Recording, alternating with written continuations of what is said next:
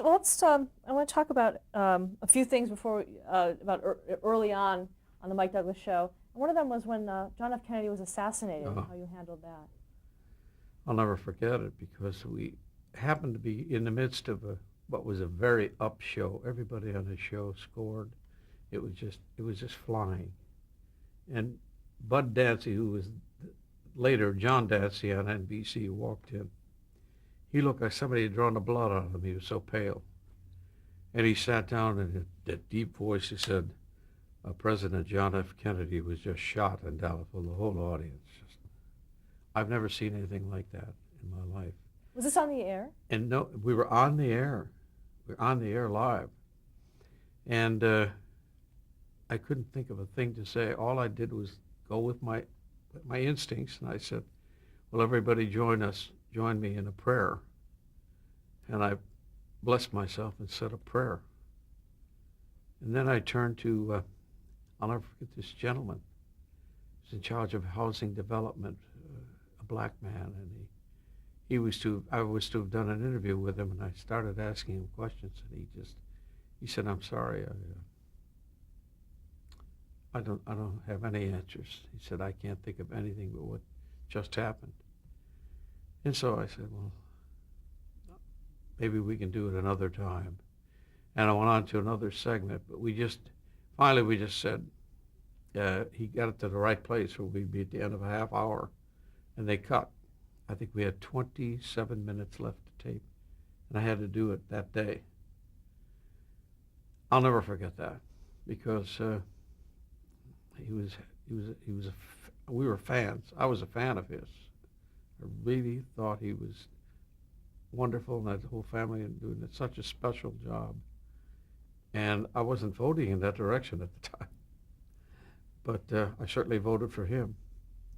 But we were all crushed, and to go back and have to do 27 minutes after that incident was the most difficult thing I've ever done in my life. I remember everybody on the show and who they were, and I've never forgotten, and nor have they. I've talked to people from time to time who were part of that show. It was probably the most difficult thing I've ever had happen on television to me, and it touched everyone, I'm sure, because actually he said shot. He didn't say he was killed, when in reality he was killed. And it was a terrible moment. That whole weekend, stadium for the football game on Sunday was about a third filled, and it was sold out, and only one third of the people showed up for the game, and it was just an awful time in our life and our lives because of that. There's nothing that happened since that ever came even close to that. It was something you live with for a long time. And since you brought it up, I'm thinking about how horrible it was. And he touched everybody. Everybody was so down, and nobody wanted to talk about it. I've never seen so many people grieving in my life. I went to church on that Sunday, and everybody was praying just for that one man, and we had lost him. And I've never been involved in a show like that, and I hope I never have to be again. What about going back on the air after that incident? Uh, How did you handle that? I've never seen people, it was the most up show. And everyone who came on it was just flying. The show was just flying. It's the kind of thing you pray for when you do a show like this. And just 27 minutes left, and on walks this man, and people couldn't speak. Even the guests couldn't speak. So it was so tough to do that over again. Oh my. And you had to do it in those days. Those were the days when they would bicycle the tapes from state to state, And some states you get them a week late, some 2 weeks, some 3 weeks, 4 weeks. So it was tough to deal with anything that was happening at that moment, Because there's such a luxury today. They've got the split screen camera, they've got the satellite. I'd give anything to have been on the air when all of that was in existence. Be able to sit and talk to somebody in Paris, just a split screen, live. Oh my, what a luxury. And it's easy. It's just a matter of pushing buttons. Do you think that diminishes, though, from the face-to-face contact of being in the same studio? Oh yeah, but the mere fact that you can do it is what I'm talking about. You know, to be able to say, here is President Bush. He's in London right now, but he's agreed to speak with us. That's such a luxury. I never had anything remotely resembling that. I had to be there on the spot. When I interviewed Robert Kennedy, I had to go to his office in Washington. And that was difficult, but he was surrounded by, I never forgot the people that surrounded the Kennedys. They were all super smart people, just, from the little young lady who would walk up and say, would you care for some coffee, Mr. Douglas? Everybody in that office was just as smart as they can be, and they had wonderful people around them at the time. That's a smart move. How was he to interview? I had the same thing on my show. They're all such special people, and Woody would hire them, and then he'd, how do you like? And I'd only think a couple of times I said, I don't think he or she is working hard enough. I think they can deliver a lot more than they're delivering. And he said, do you want me to get rid of him? And I said, well, I'm not going to do it. I could never say that to anybody. But very rarely did we have people like that, though. But there were a couple of times. One guy went on to become an exec at NBC, so I could have been wrong. But he wasn't giving enough. You have to be, when somebody helps you with an interview and said, sometimes they come up with interesting things to say, but the majority of the time, if you're listening, and I was a very good listener, you get more from what they say than to be reaching for the next question. And I worked that way. Something that I remember hearing an interview once with Barbara Walters, where she was interviewing this young man, and he and his wife had a child. They're very much talked about. I shall not mention the names. They're movie people. And he said, why did you, something about the baby. And she said, well, why did you have a baby if you were not getting along? He said, I needed that baby at the time. And she went right on. She's marvelous. She went right on, and I'm sitting at the end, and she said, you mean you're not going to, she couldn't bounce off of that, what that woman said, or what that fellow said. I needed the baby. I would have had to, please answer, why did you need the baby, would be the next question. And I was in shock. That's what you have to do, to listen. And the other real trick is making it look easy. And it's not. It really is not. What are the biggest challenges for you in that sense? Well, people like Dr. Edward Teller, the father of the H-bomb, people like that coming on. I'll tell you, I did my homework, though. I know everything there is to know about the man. And he would come back. He came back many, many times. But you're throwing curves a lot on the show, especially with him. He'd come out and he'd say, on the way out, he'd shake his hand, he'd say, I don't want to sit next to that person. You ever guess? It could be the co-host sitting there. And I'd have to sit down where he would have sat if he had sat in the proper chair. And I all of a sudden, I'm here looking this way instead of looking this way at him. I always like to look at the guests this way because I was on the end of the gazebo, and then he would come. On the way out, he said, I don't want to sit next to him. I'm not going to tell you who it was. So I had to oblige. And those kinds of things are really curves that people throw on occasion. Not too often, thankfully, but there are times when people do things like that. What were some other ones? I'm not going to mention names, but they're big stars I'm talking about. this young man said, I don't want him sitting, I don't want my sister sitting next to him on the way. And I'm going, well, what do you want me to do? He said, you sit next to him. And, this is something that you're on the air live. So you have to think very quickly. And this day and age, it would be a different story. He'd let his sister sit there. So I don't want to go in much further with that, but those are the curves. And there are many of them, believe me. What is the mix? What does that mean? A mix? The mix. I'll tell you the mix that I'll never forget. Woody decided to book, I love jazz singers. I love jazz. He booked 3 of the greatest singers, jazz singers in existence on the same show. I thought he'd lost his mind. And I kept saying to myself, that's never going to work.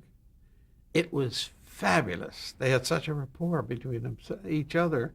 It was fabulous. And I remember Ella Fitzgerald was one of them, who was the best. Another was Cleo Lane.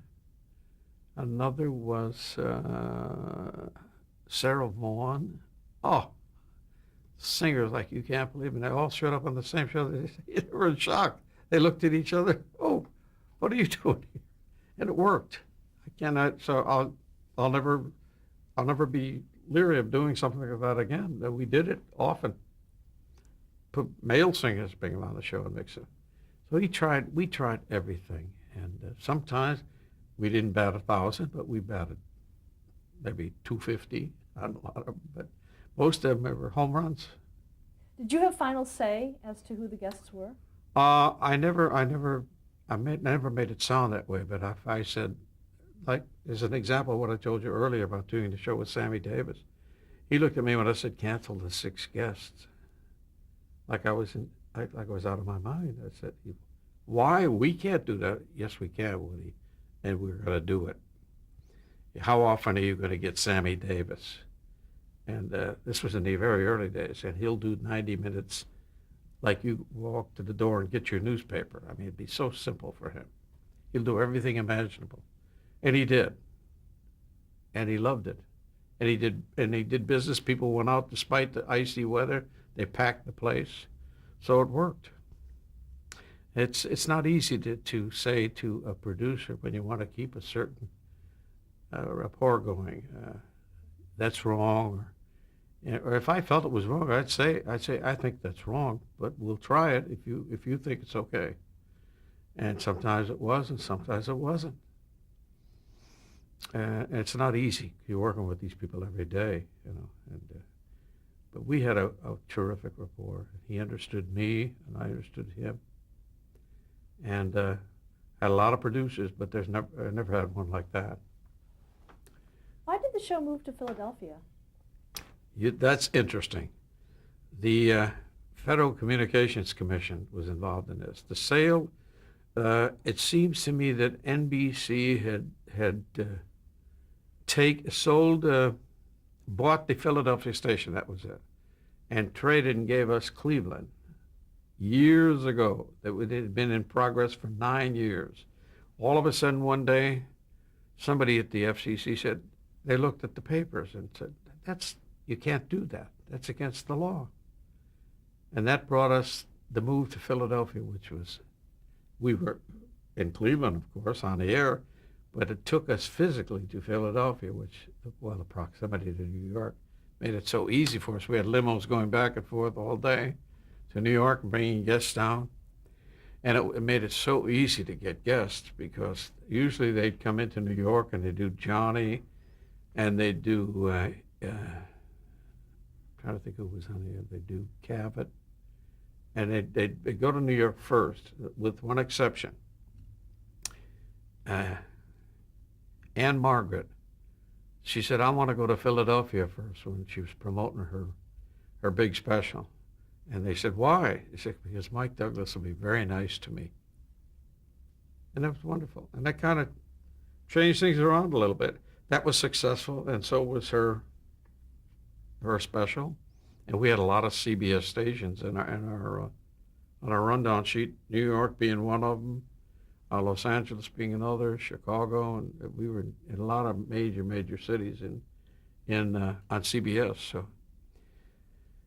and it worked. And she wanted to come because she was very nervous about the kinds of questions that would be asked, and she felt comfortable with me. Did you ever provide the questions in advance for a guest? Never. Only when it was the president of the United States, and they did it with Nixon because they insisted. And then midway through the segment, we went to a commercial. He turned to me, he said, "Ask me anything you like, Mike." I was in shock, and I asked him some goodies, and he didn't back off. He felt comfortable with me, and that's really a compliment, and I appreciate that very much. But I never would put anybody ill at ease. And one time I had the young, she had the young girl that married Sinatra. Quickly help me. Mia Farrow? Mia Farrow on the show. And on the break, on the commercial break, I said, "Is this thing serious with you and Frank?" And she said, "Oh, you're not going to mention that, are you?" And I said, "Well, not if you're going to faint. I'm not going to, but I'd like to." And I said, how can you deny it when it's all over the newspapers? Everything I pick up and read, it's you and Frank. Please, she begged me, please don't say anything about that. And it was about 6 months after that they married. And I said, okay. If I had it to do over again, I'd have asked her. Well, because it was all over the place in no time. I read it somewhere in a column. Might have been a trade paper or something. were there a lot of guests that would tell you that there were certain topics that were off limits? We were in London, and Joan Collins had written a book called, I'm not sure that it didn't have the word stud in the column, stud or something.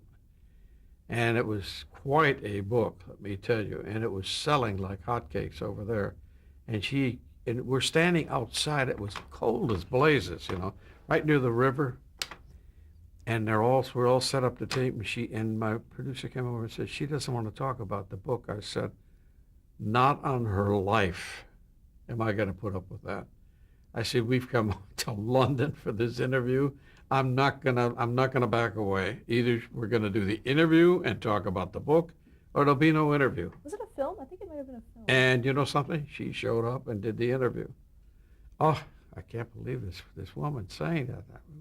Oh, we're all out there freezing to death, and she's gonna back away. And she didn't have that kind of muscle at the time that she could do something like that. If it were, in town or something, I'd have considered it. But to go that far, and she agreed to do the interview, and the book was selling like hotcakes over there. And so we did it. And I finally broke through, got a lot of information out of her. She talked about Warren Beatty, who doesn't ever want to talk about his escapades.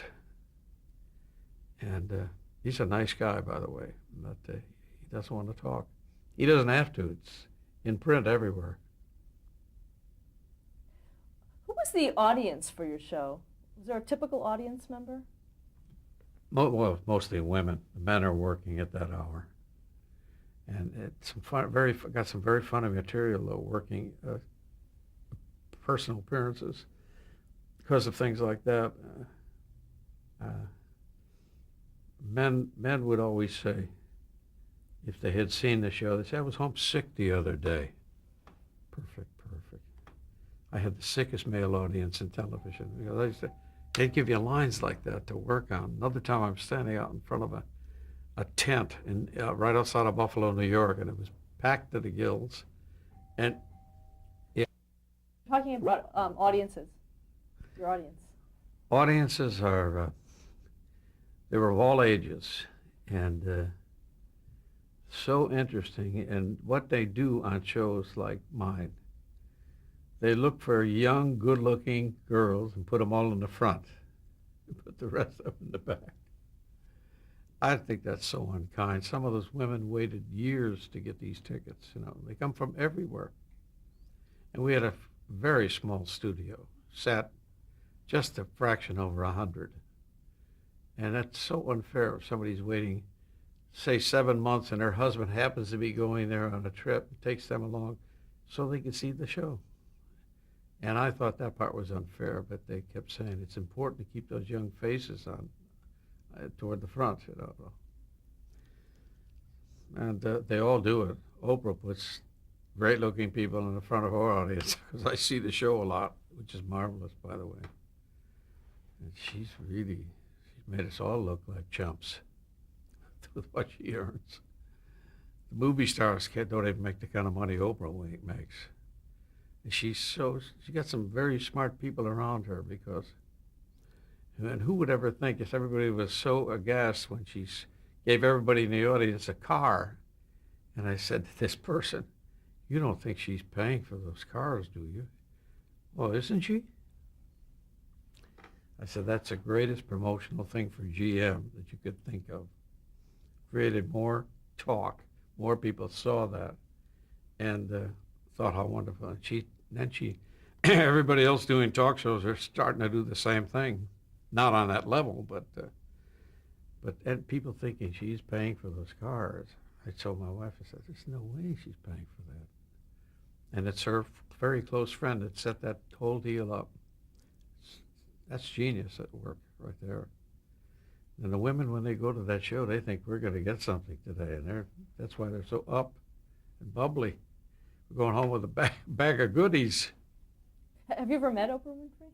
I'm what? Have you ever met Oprah Winfrey? Oh, sure. Sure, I met her. But I don't know, when I wrote my book, somebody made the big mistake of putting me on Rosie's show, and they take them in order. You know, if you're on Rosie's show, you don't get to go on Oprah's. She has to be first. That's been going on for years, with the talk shows too. I remember certain guests would come to town, and we'd want to know they're here to do Johnny, and on the other hand, they would want our guests to know they're here to do. I never did that. That's fine. If you can do both shows, that's fine. It didn't matter. His show was an entirely different audience, and my audience was larger than the Carson, by virtue of the fact that he's on at 11:30 and I'm on at 4 in the afternoon, 4:30.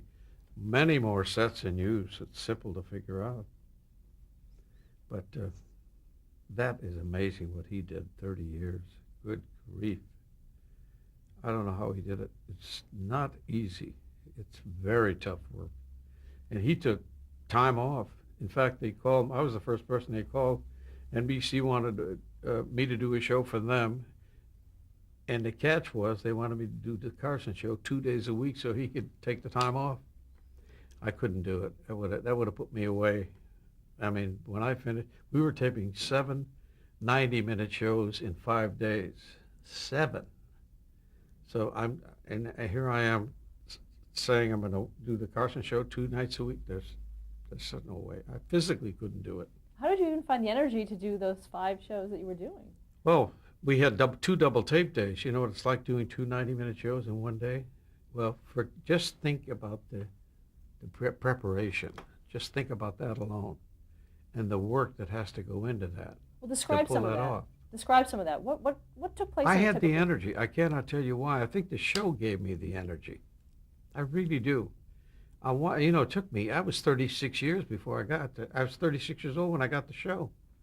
And most people, I used to work with a guy, he'd say, you haven't made it by the time you're 35, forget it. And that stayed in my mind, and I just got in under the wire. I was over 35, I was 36 when it started. And I thought, to be that lucky, I was so grateful. I put my entire being into that show. I worked harder than any of them did. And that kind of work, this kind of work is more strenuous than physical labor. And a doctor explained it to me once. It's a buddy of mine, a golfing buddy of mine. He said, what you do is so much tougher than digging a ditch. It's not even a contest. I said, are you serious? He was dead serious. It's a lot of work. The trick is, as I told you, is making it look easy. Talk about like a typical day on the set, from the moment you woke up. You want a double tape day or a single tape day? Let's go with a single. Well, it started out at the beginning, Woody said, you have to go over and have breakfast with so-and-so. They'll meet you in a coffee shop at 8 o'clock, okay? Now that's early to be up and have your wits about you, and you're going to sit and talk with a guest, your co-host. I found that, as I told you earlier, I left more shows in that coffee shop. You know, sitting talking to them and drawing them out, and then suddenly I'm saying, I did 2 shows while I was having breakfast. It was very uncomfortable. It was too much for me, really, doing that many shows. To do that, and it was useless. I said to Woody, you're killing my show by doing that. He said, you just don't want to get up in the morning. Yes, I do. I don't mind getting up in the morning. I don't mind sitting with those people having breakfast. In reality, I did mind. I love being at home with my family. When I went down, I finally got rid of that, and I said, and I told him what the reason was. I said, we're going to lose all the spontaneity. I don't want to talk about everything we're going to be talking about with them while I'm having breakfast.